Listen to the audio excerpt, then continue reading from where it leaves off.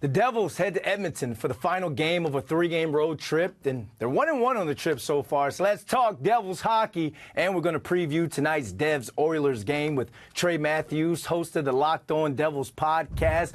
Trey, welcome back, man. Haven't seen you in a long time. How you feeling, man?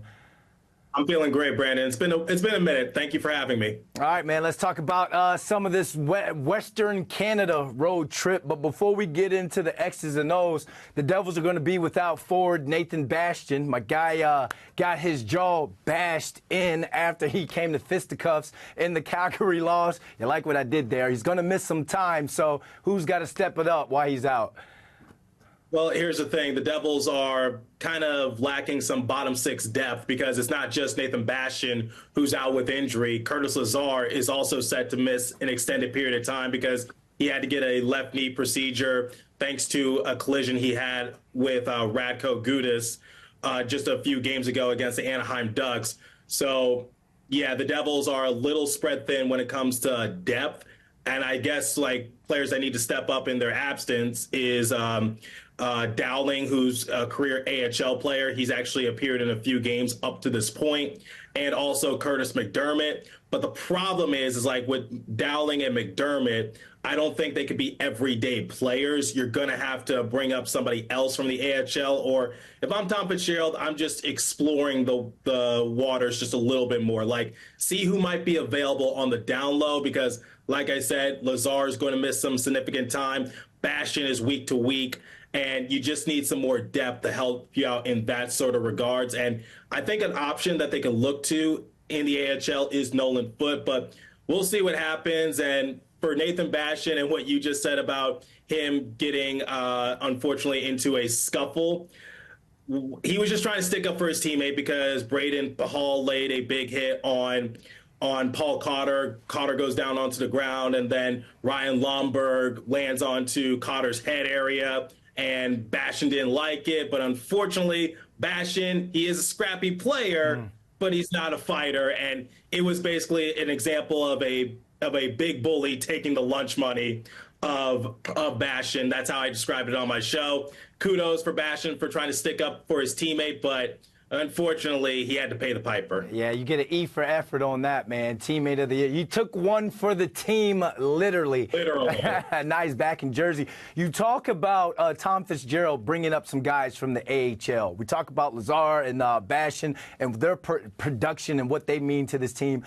How do you get a high level of production for two guys who've been playing in the AHL, if you're Sheldon Keefe? Well, that's just the hand that's been dealt to you. You're going to have to figure something out. And this was the same issue that the Devils had last season when they deal with some players out for an extended period of time. How do you fill in those gaps? And Dowling, to his credit, has been very solid. And McDermott, he's an aggressive player, but once again, I don't think he can be an everyday guy. Okay. I think your best option for a time being is to call up Nolan Foote and see what he can do. We actually discussed this over at Pucks and Pitchforks, a site that I work at. We're just going to have to wait and see. But for Sheldon Keefe, you're just going to have to work with what you got for a time being. And Dowling and McDermott, they've been all right so far. All right, if you're Sheldon Keefe, that's what you get paid the big bucks for. You got to make it work. So let's go back to talking about the entire Western Canada road trip as a whole. They shut out the Canucks 6-0, and then they were shut out by the Flames 3-0. So give us your thoughts on the road trip so far overall.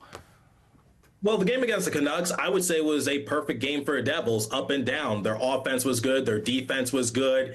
And their goaltending was also very good. It was the pitch-perfect game for New Jersey. And Bryce Salvador actually said this postgame, like, if the Devils are ever in a losing skid, you just get the tape from that game and you rewatch it and see, like, how do you play a perfect game? And the Canucks, they have a lot of good players on their roster. And play-by-play announcer Bill Spaulding actually touched on this during the broadcast. He didn't have to say those names often because the Devils were clogging up a lot of those lanes for the Canucks to attack. So they did a really good job of suppressing the Canucks. It was just a perfect game. And then the game against the Flames, I know the scoreboard doesn't do it justice, but that was actually a hard-fought battle, and Jacob Markstrom was really good. Unfortunately, his team failed them. 3-0, it's never a good feeling, but it's just like, I think the Devils, based on their efforts for the most part,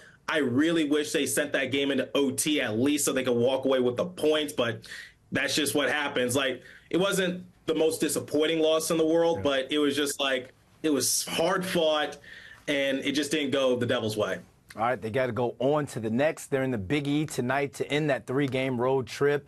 What are we watching out for? What should we be locked on? And what are your keys to a win? I got puns today, man. Man. If this doesn't work out, maybe you'll be a stand-up comedian. But anyway, the keys to the game for Devils is Connor McDavid is out for the Oilers. Now, keep in mind, the Oilers do have a lot of other scoring options, including Leon Draisaitl, Zach Hyman. So the Oilers, they're Western Conference champions for a reason. Yeah. Yes, a big part of that is Connor McDavid.